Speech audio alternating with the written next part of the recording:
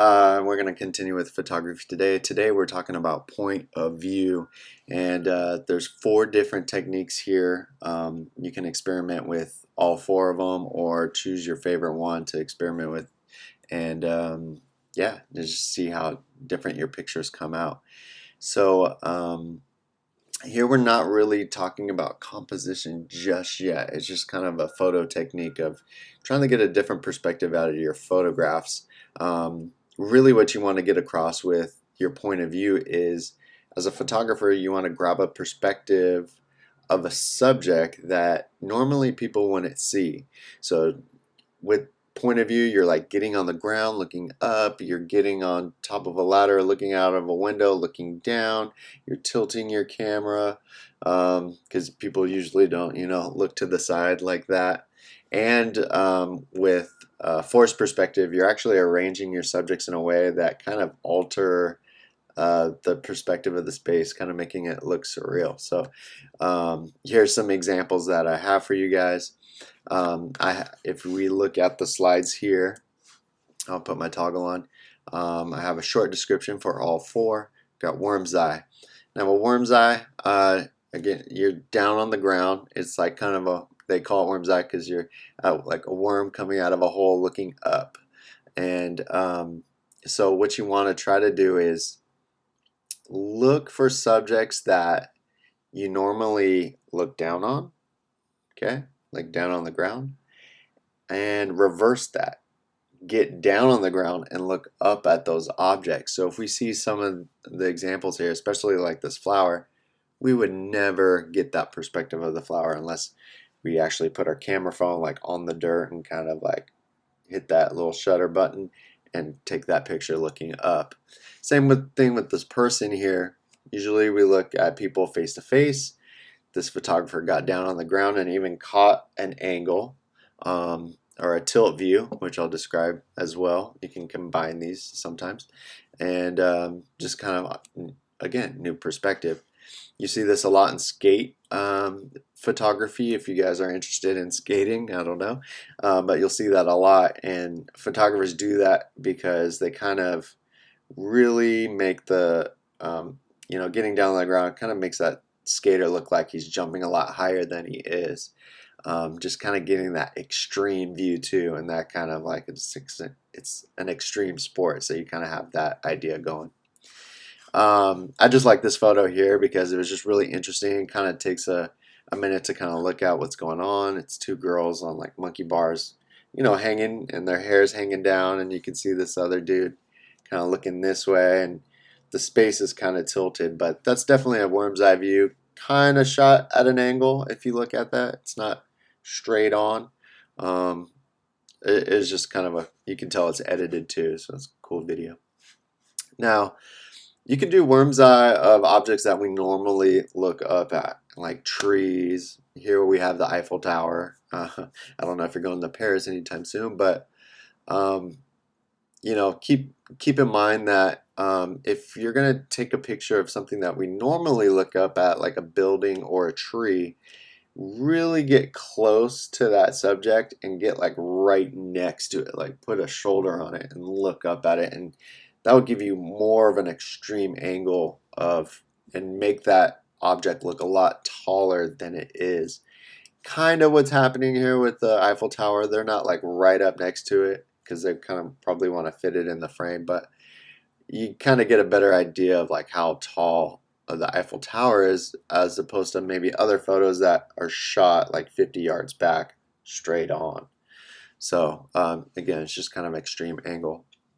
Now a bird's eye, we want to think of like a bird looking down, like what birds see. Now this is a little bit harder to get with the vantage point. The first picture here that we're looking at, obviously a drone. Unless you're jumping out of an airplane or have a drone, you're probably not getting that shot. But I put that in there just to kind of show the kind of extreme of a bird's eye view here. The second example here of this girl, looks like she's standing on a stage. Looks like someone's getting the vantage point of, maybe behind the stage. They kind of have the lighting gear up there. Maybe they're up there. Maybe they're on a ladder. Maybe they're on a balcony. and they're using that to their advantage, like getting up there and kind of looking down and setting the scene of maybe this ballerina, practicing or getting ready to perform in front of an audience.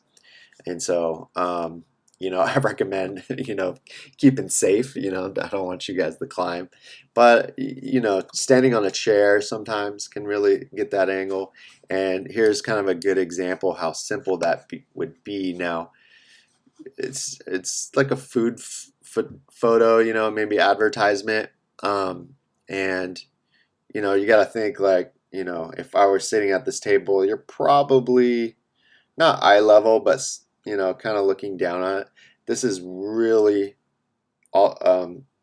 increasing that perspective, emphasizing it just by a straight down shot, like right on top of it. And that's simply probably just standing on a chair or something like that. And the lighting's really good on this. Food looks delicious. So sorry about that. So that's bird's eye view. I have a second slide here just to kind of add some more photos. You'll see that the definitions are still the same on the left, and we have some new ones here. Tilt. This is simply like taking your camera and tilting like this. Okay, so it adds some movement. It doesn't, when you hold your camera straight like this sometimes, which most people are really used to doing, of course. Sometimes, your picture is pretty static, it doesn't move, but when you just tilt it like this, sometimes it gives it that jolt, and it's kind of like really interesting to the viewer. We see this girl jumping up in the air, and like tilting it really makes it feel like she's jumping, like the camera's moving. This picture's so, I mean, it's a tilt. Sorry, I don't know why it keeps doing that. It's a tilt and also slightly a bird's eye view. I don't know kind of where that vantage point is here. Maybe they're hanging from like a street sign or something, but still you kind of see the tilt. Looks like she's about to walk, kind of add some movement.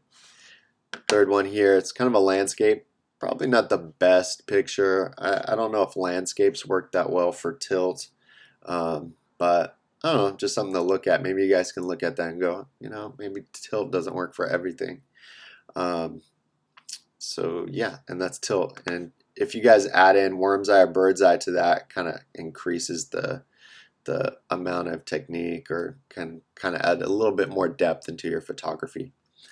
All right, so last one here is forced perspective. This is the fun one. Sometimes you got to be really creative on this one. And I'd recommend looking up forced perspective, just doing a Google search. And you find some really funny examples. I mean, there's so many to choose from. Sorry again. So here we're looking at, with forced perspective, you're really altering your camera, flipping it. You're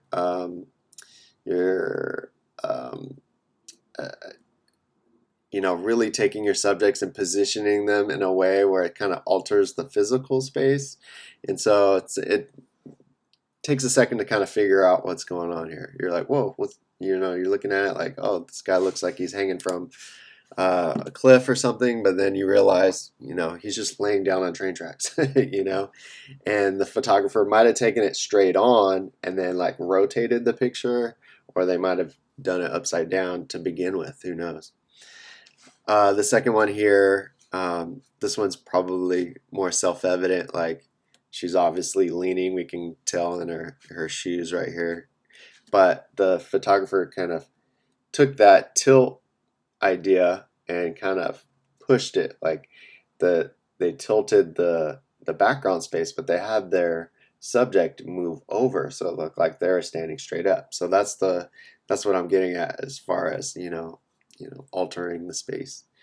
You'll see a lot like this. Sometimes you get the little pinch in front of the camera lens, like you're holding someone's head, or you got the hand in front. It looks like a small person is standing on the hand, and that's altering the physical space. So something or someone is standing far away to kind of make them look small, and then you're adding another object in front to make it appear larger, and you're lining it up so it looks like they are actually touching each other, like the sandals right here kind of curved right here, and it looks like he's doing a handstand, which he is, but he's probably about 10 to 15 feet back, and they angled it just right so it looks like he's on top of those sandals right there. It's kind of a cool shot right there. The purpose of all of these is really just to give that viewer a different perspective. You can kind of have fun with that perspective, with forced perspective. Creates interest mostly. People look at the photographs, and even with the tilt, they're not usually used to seeing something like that. So people are drawn to these types of photos. So best pro tip for you guys: take lots of photos. Maybe choose one of these, all four. Show me what you got, I guess. And these ones are really fun, so I really have fun looking at these ones. And it's kind of free. We're not really talking about composition, where your subject is just yet. And so I think you guys can have a little bit of fun with this. All right, well, take care, take lots of photos, and I'm excited to see what you guys come up with. All right, take care.